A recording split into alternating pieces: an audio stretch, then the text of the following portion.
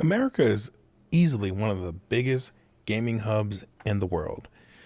And I definitely think Kansas City, in my personal opinion, has the capability of becoming one of the strongest pillars to uphold that previous statement. And in my quest to find places, people, businesses that action the BattleBudz 3 pillars, I have attended KCGameon98, and I want to know, what is Kansas City's gaming memories that will live with them forever?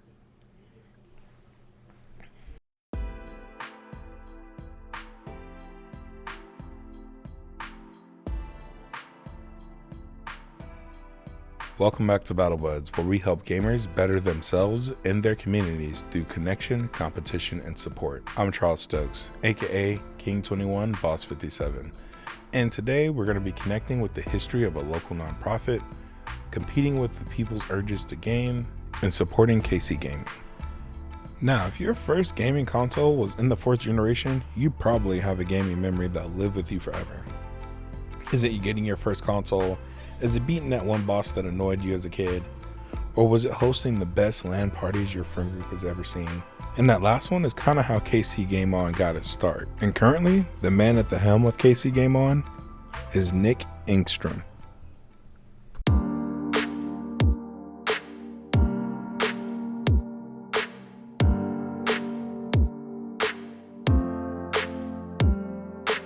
Hello, my name is Nick Engstrom.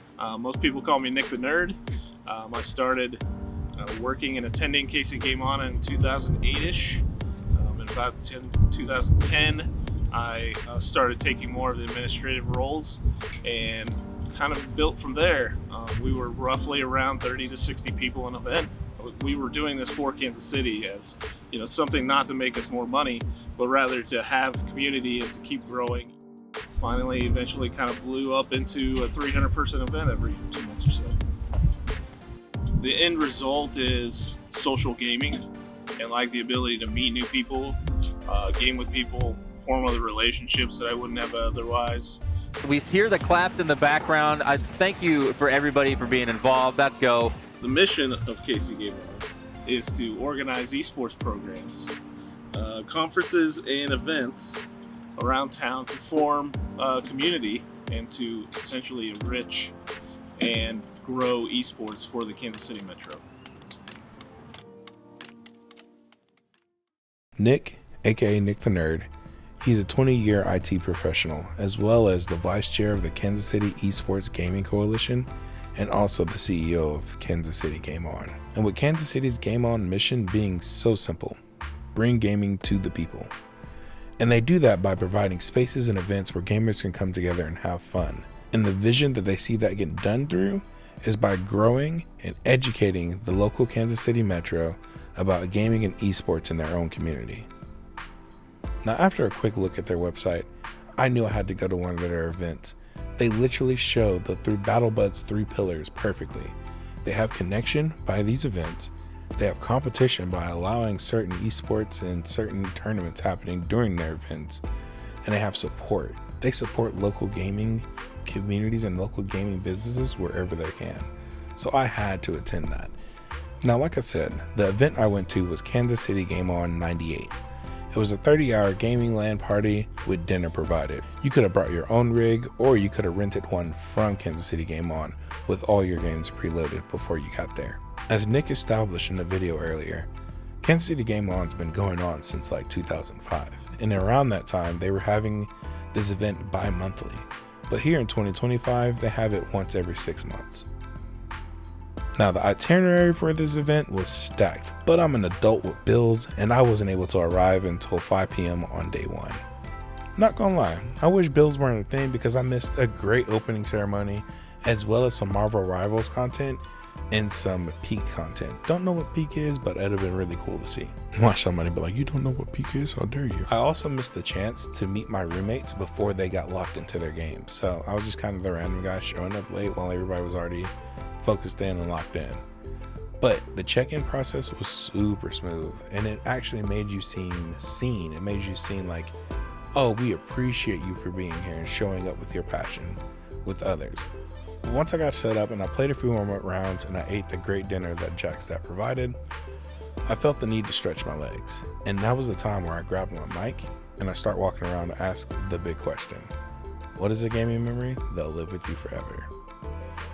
Now, people have two responses to this question. They either have an answer immediately where they're like, yo, I've been waiting on something like this. Please, let me tell you. Or they have to go through the backlog, like they searching on like a PS1 memory card for the perfect gaming memory that's happened in their life that like they can't let go of. They have so many. But no matter what camp they're in, they always have their light bulb moment and then they share. Well, I hope you enjoy hearing some of these stories as much as I've enjoyed capturing them. And the question is, what is a gaming memory that'll live with you forever? I think it would be like when I was younger, just waking up on Christmas and being able to get a new game just to play on the console, and then having my brother with me and just playing with him. Just not something, because we're 5 years apart, we don't get along very well when we were younger, but the only thing that brought us together is waking up and playing those games together that we just got that morning. Nice. So is there any game in particular, like, wow, that one specifically, I was like the goated out of all of them? Really, we'd play a lot of Transit on Call of Duty Black Ops. I don't know which one it was, but Transit. I know which one it was. We just play the heck out of that one. Man. Y'all never played Rust on MW2? I don't yes, but we never played together on that. It was just like online every once in a while. That made me think of one. So it's kind of the opposite, though. When I was back in 2008, I think it was, my wife and I had, she went up to stay on a ranch and learn the trade of being an alpaca rancher. And so she was staying up there for 6 months. And so, we hadn't been married that long, but we were separated for 6 months because she was learning that and I was going to school down in Phoenix. And same week I was supposed to go up and visit her. It was the week the first Mass Effect game came out. And I was so excited and so hyped for Mass Effect. So I went up to see her, and I brought my Xbox and the game, and we were staying in, this little guest house on the ranch.